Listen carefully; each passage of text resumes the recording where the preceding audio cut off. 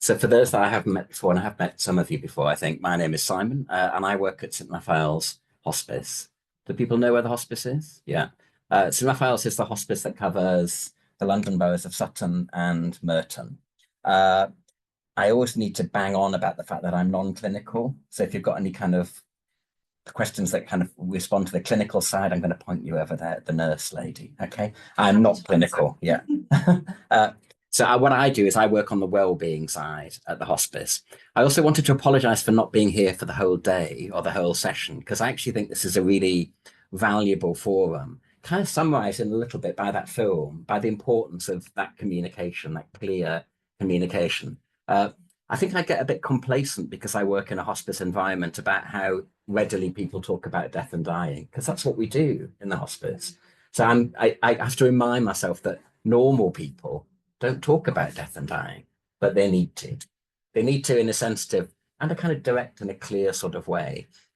You'll have had lots of conversations today already about the sort of practical side of things and also from the kind of clinical side of things in the Sutton Palliative Care Hub.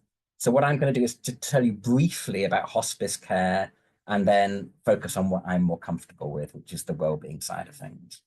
So hospices are independent charities. So they work with the NHS very, very closely, but they're not part of the NHS. They operate on NHS principles there, by which I mean that they shouldn't ask you to pay for anything. So all of the services that hospices provide, be they clinical or non-clinical, will be free at the point of delivery, which is the kind of original NHS mantra, isn't it, from 1945. They were started primarily by a lady called, and I have to look up her name because I forget, Dame Cecily Saunders. And she set up St Christopher's, I think was the first one, which is over in Sydenham, Penge. And she identified that general hospitals and geriatric hospitals and care homes do an amazing job, but ... Not everybody wants to die or end their days in that kind of environment. With the exception of the medical people that are here today, generally medical people are focused on trying to make people better. It's about curing people. It's about making them well. So when that's not an option, when that's kind of off the table, they sort of slightly fall onto the back foot a bit, which is why we have things like Sutton Palliative Care Hub to recognize that, and which is why she identified the need for hospices. So she set up an inpatient unit at St Christopher's X number of years ago, actually more recently than you might imagine. I think it was the 70s that she did it. She only died relatively recently. And so she set up that inpatient unit, and it's a little bit like what we've already heard today. It's very holistic, the approach. It's very focused on the entire individual and their family, taking out of the equation the idea that they might get better and focusing instead upon making them feel as well as they possibly can whilst they're around. There's a very famous quote, which I always paraphrase, which is, she said, "You matter because you are you. You matter to the last moment of your life, and we will do all that we can, not only to help you die peacefully, but also to live until you die." So the best sort of paraphrase is that, and it's very glib, and I'm afraid I am occasionally rather glib about these things because of the environment I work in, but until you're dead, you're alive. So we need to recognize that and identify the things that you can do, focus on those, and enjoy and share that parts of your life.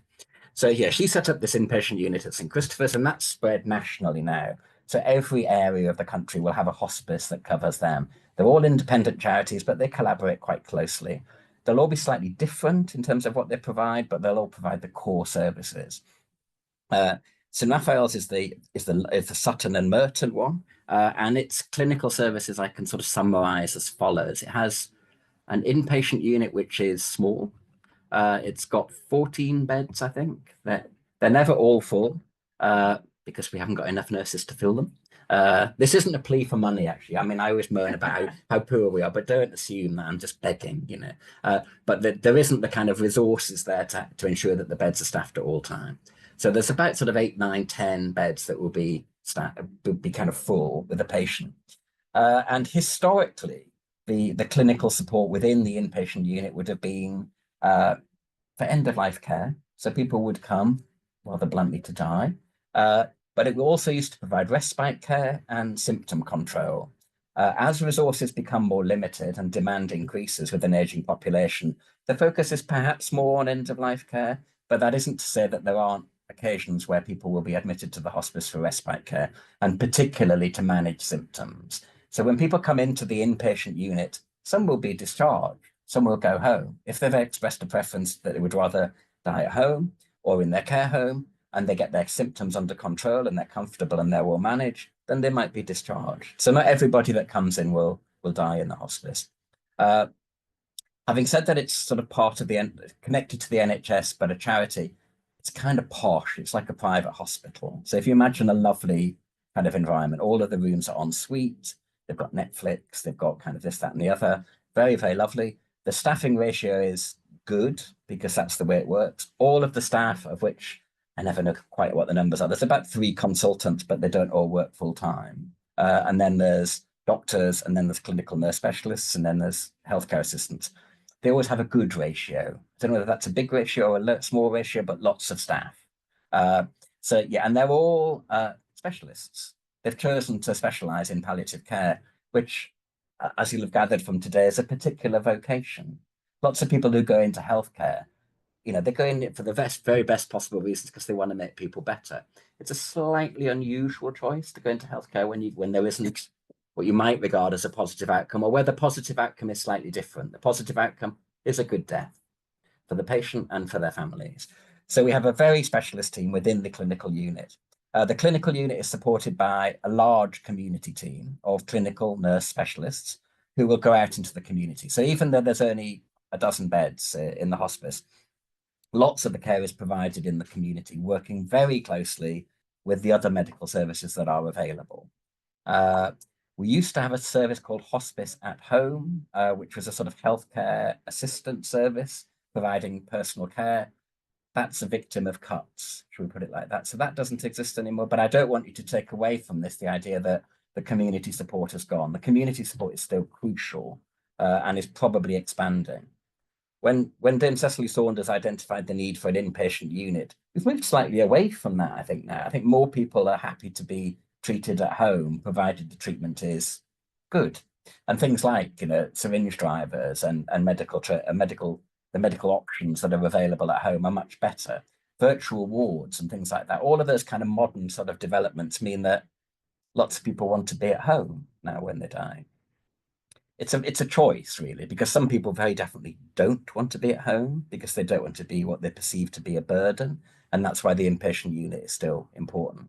So yeah, we have a large community team. They're supported by counsellors and therapists that provide support. They're supported by an OT department that provides all the kind of equipment and stuff.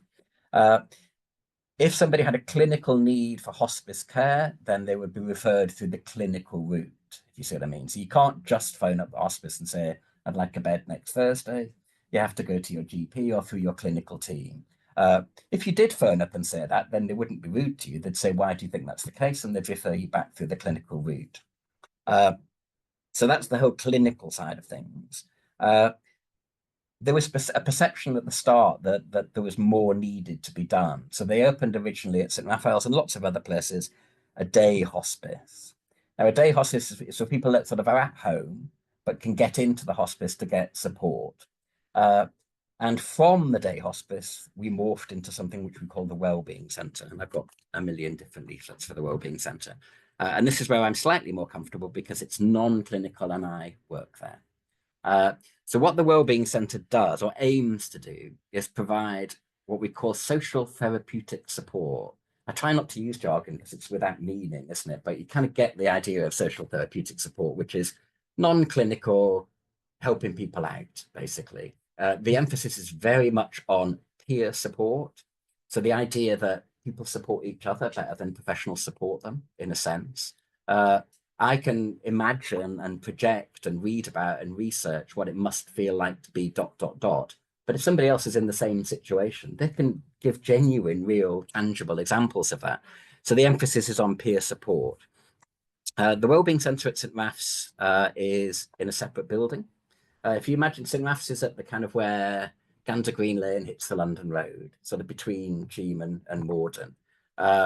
And if you're going in, the sort of St Anthony's is on the right, which is a private hospital. The hospice itself, the inpatient hospice, is sort of there, dead ahead. And the Wellbeing Centre is sort of round the back. Originally, the whole site was owned by the nuns. Was it the Daughters of the Cross of Liège, I think?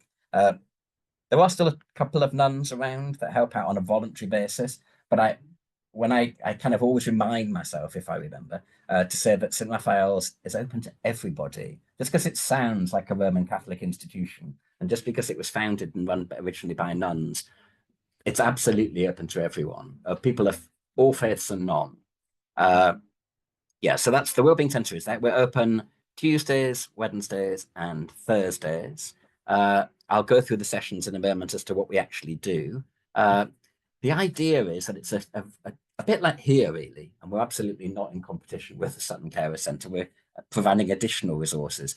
It's a safe space for people to interact and support each other to the extent that they need to be supported. How do you get into the Wellbeing Centre? What are the criteria? It's important to note that originally, when it started, you had to be under the clinical care of the hospice. It was a day hospice. That's much broader now. So one of the messages that I keep trying to communicate generally to the public, and why it's great to be here today, is that you do not need to be under the clinical care of the hospice to use the wellbeing services. You have to have, I'm going to use that phrase that was used earlier, which is a life-limiting condition. I don't really know what that means, but I kind of know it when I see it. But it is much broader than end-of-life care. So we actually support people in the Wellbeing Centre, not the clinical side of things, that have immediately post-diagnosis, that they might have a long prognosis. They could have a prognosis of years. They could have a degenerative condition. So a classic example is something like motor neuron disease, or MS, which can accelerate and decline and can take years. We will support those people from the moment that they've been diagnosed. So they have to have a life-limiting condition or be a carer, somebody with a life-limiting condition. And that's particularly relevant today at Sutton Carers. So if you're a carer for somebody that has a life-limiting condition, you can come and avail yourself of those services that we offer, which I'll go through in a moment. And you can come with the person that you're supporting, or you can come without them. You're entitled in your own right, if you see what I mean, to access those services. We don't offer, because we're a non-clinical service, we have to support people that are self-caring or with their carers. So if somebody needed help with eating or to go to the loo or with particular mobility issues, they would probably have to bring their carer with them. But if they can manage, then the staff ratio and the number of volunteers in particular that we have is such that we can look after them. The other category of people that we support are bereaved people. Now, you don't have to be bereaved as a result of somebody under the clinical care of the hospice. That's a very convoluted way of saying, if you're bereaved in Sutton, you can come. We use the phrase recently bereaved, but as you were mentioning in your talk, it's difficult to identify when the bereavement hits. And I'm not an expert, I'm not a doctor, I'm also not a counsellor.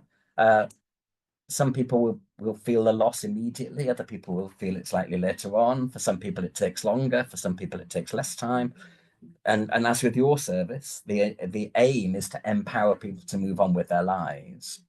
Speaking really bluntly, the hardest part of my job is encouraging people to leave the service on the bereaved side of things, because I don't want them to see the service as a permanent solution.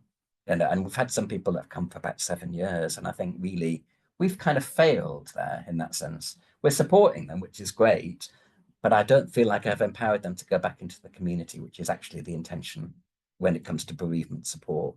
So those are the three categories. One thing I will mention when I talk about life-limiting illnesses is it does include dementia. So people have this kind of idea that have an association of hospices with cancer. They have association with hospices perhaps more broadly with things like degenerative conditions like MND. Dementia is a life-limiting illness. So somebody that has dementia or Alzheimer's is entitled to come to use the Wellbeing Centre. The caveat, sort of referring back to what I've just said, is they have to be self-caring or with their carer. Now, I always struggle to find the words to express the people that aren't allowed to come without sounding really mean. They have to be non-disruptive, I suppose is what I mean. And that seems really horrible because I think, why are we excluding those people? But the fact is that the session has to be able to go on around that person. So if somebody is particularly disruptive as a result of their condition, then we're not the service for them. But we are, I love the phrase, we are a can-do service. I think we're a soft no service, which by which I mean that I will say no, but I always say no, but. We say, no, we can't help you because you're a disruptive patient as a result of your condition. But have you thought about the Dementia Hub or the Alzheimer's Society or Uplift and the whole range of other services that are available? So a very big part of my job is identifying other support that is available and then signposting people to that support. In terms of, so they're the categories of people that can avail themselves of the services. We used to have a really convoluted process of referral, which involved websites and forms and stuff. I just say phone us up, literally. Don't worry about the forms at all. I will fill a form in when you phone me up, if you see what I mean. That's how we will get to the forms. And my kind of objective is to remove obstacles to access, and forms are an obstacle to access, particularly with the various groups of people that we support. If I refer them to the internet, I can see them glazing over immediately and they're not going to do it. So I say, just give us a ring. And the first thing that we would do when you give us a ring is encourage you to come and have a look, to come in, have a look at the Wellbeing Centre. People are frightened of hospices, not because they're sort of scary places in that sense, but because of the association that people have for them. The Wellbeing Centre is like this. It's a beautiful airy room with comfy chairs, tea and coffee on tap. It's a very, very informal, friendly environment.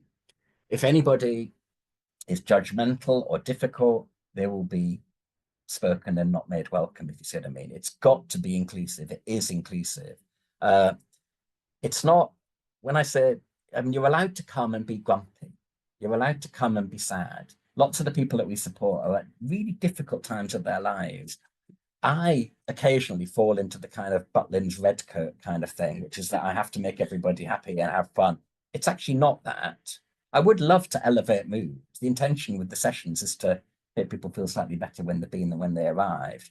But if they've got difficult things to talk about and they're upset and they're sad or they're in pain, that's okay. I mean, I'd rather they weren't, but it's okay in the sense that they can do it in that space. And nobody's going to say, oh, cheer up, or what's wrong with them, or, why are they here, that sort of thing. No.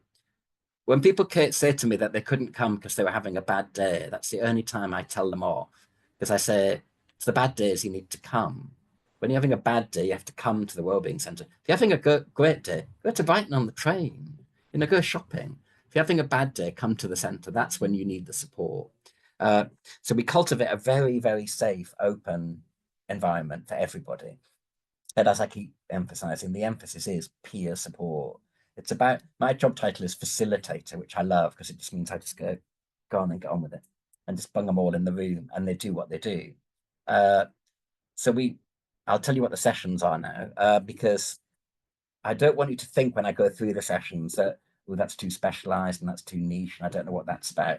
You can come to any of the sessions. Do you see what I mean? On a Tuesday morning, for example, we do art. There's nobody here that comes to art. It's terrible. They're really bad at art, but they really love it because it's the process, not the product that we're talking about. Actually, some of them are really good, but not everybody is. And nobody's going to say that's a terrible piece of work. It's about engaging and doing something. And it's about a sort of form of distraction in the sense that people will talk about really serious things when they're doing a bit of colouring. If you ask them to talk about serious things, they won't. But if you slightly work at it round an angle, then they'll do that. They'll feel relaxed, they'll feel comfortable, and then they'll start talking about that hospital appointment that's coming up, or that bad news that they've received.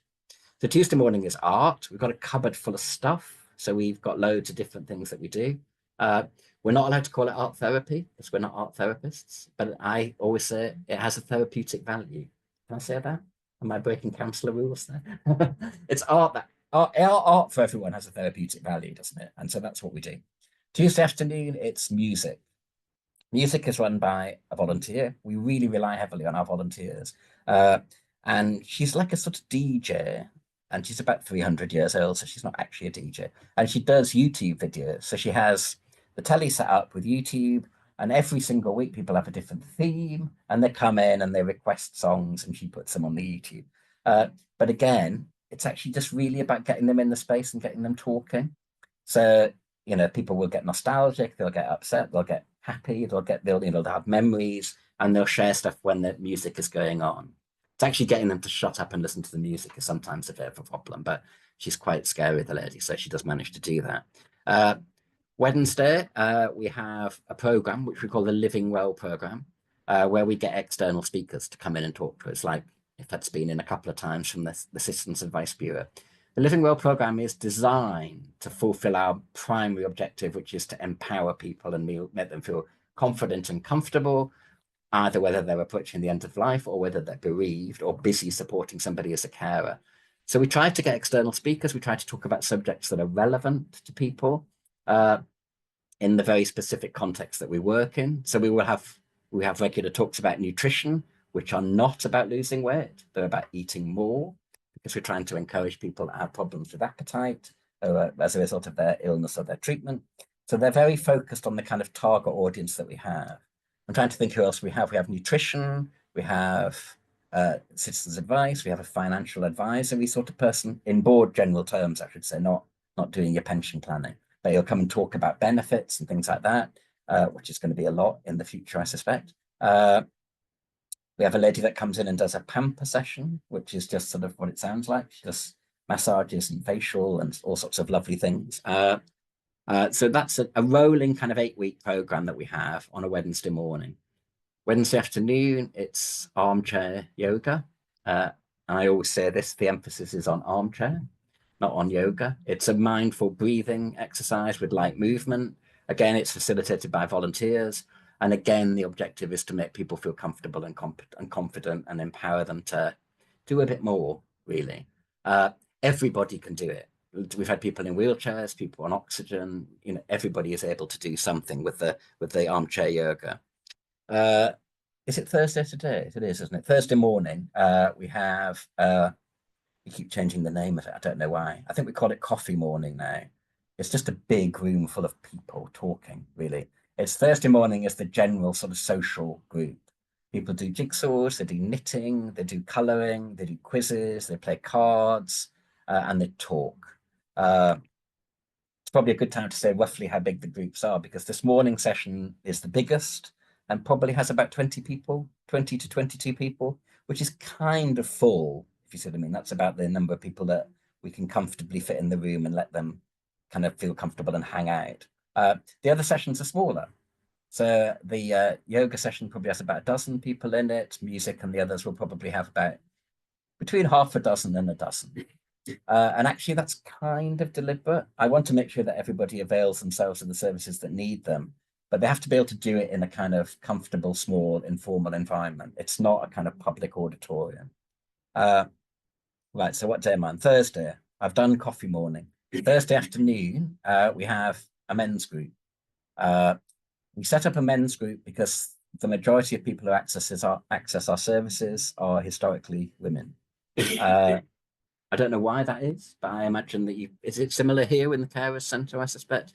I don't know why it is. It's just you need a degree in sociology to work it out. But the fact is that most people that use the services are female. So we set up a men's group to try and redress that, or provide a space where people could feel comfortable coming in.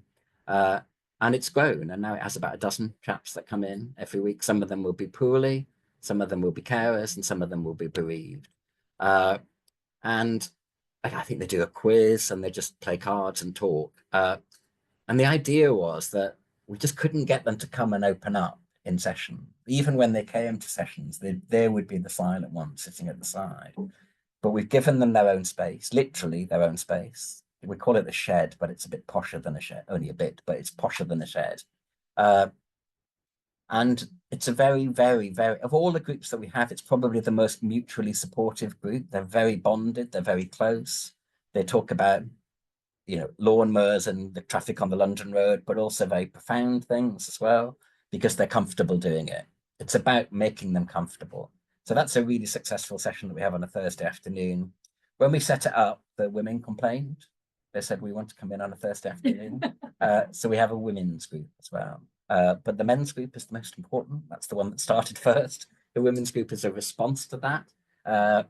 And we call that ladies' afternoon tea to make it sound posh. It's not ladies' afternoon tea, although they will get a cup of tea.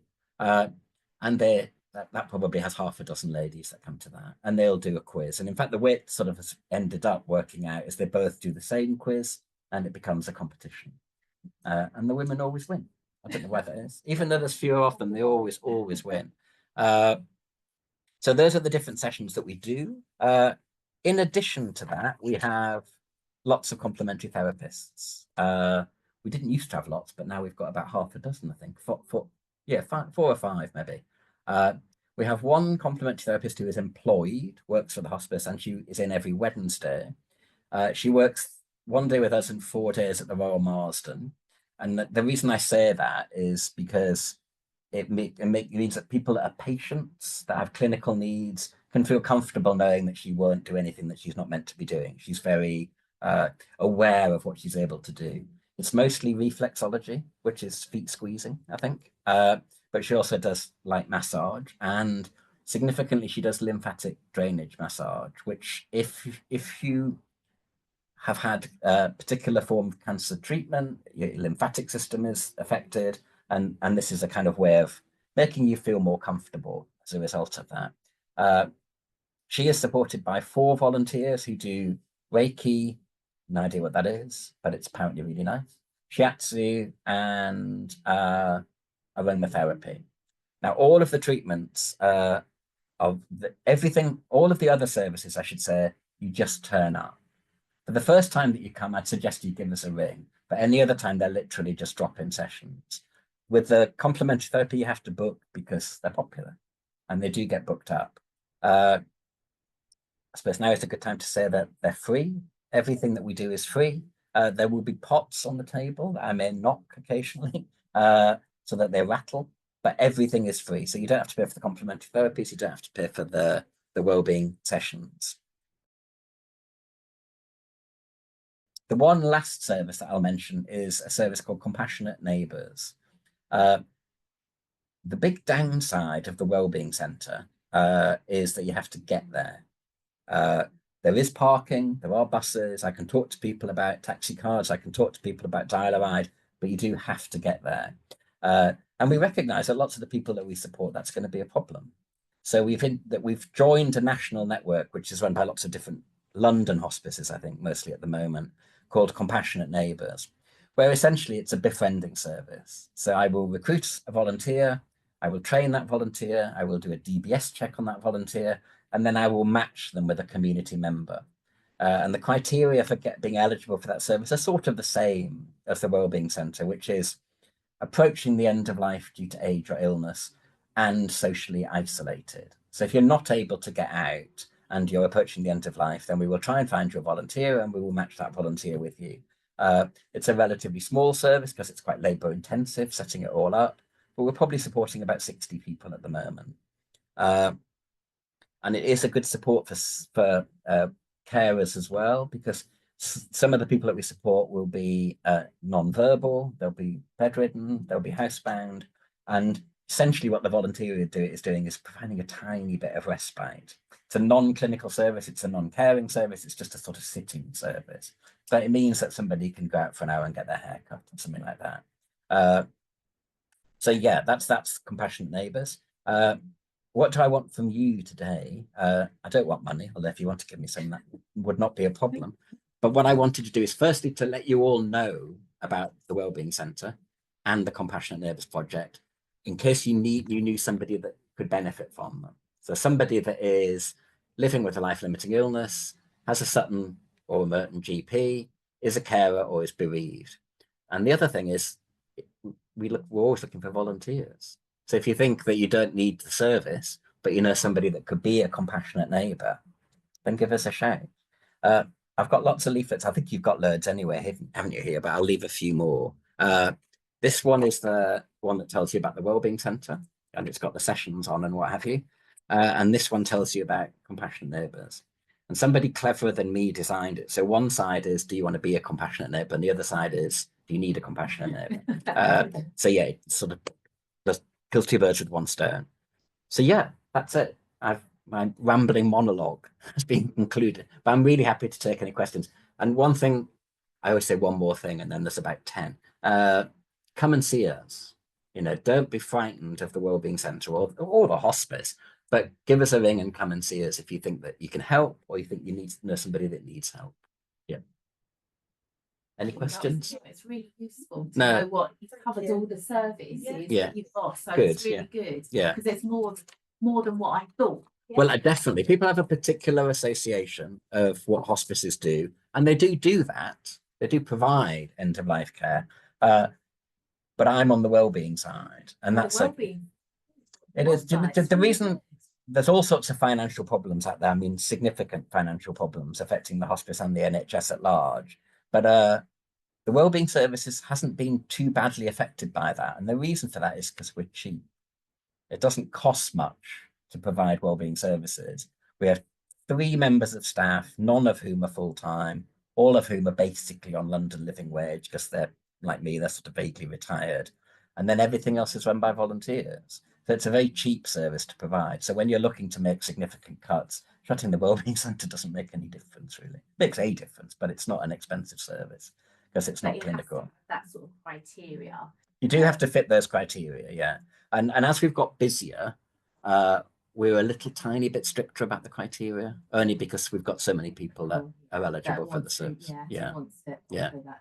But I will always signpost, like I say, if somebody is socially isolated and feels that they need to benefit from the service, if we think that they're not eligible, we're not just going to say get lost. We're going to say, but have you tried these places? Yeah.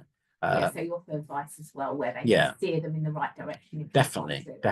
Yeah. Thank you. It's a pleasure. Yeah.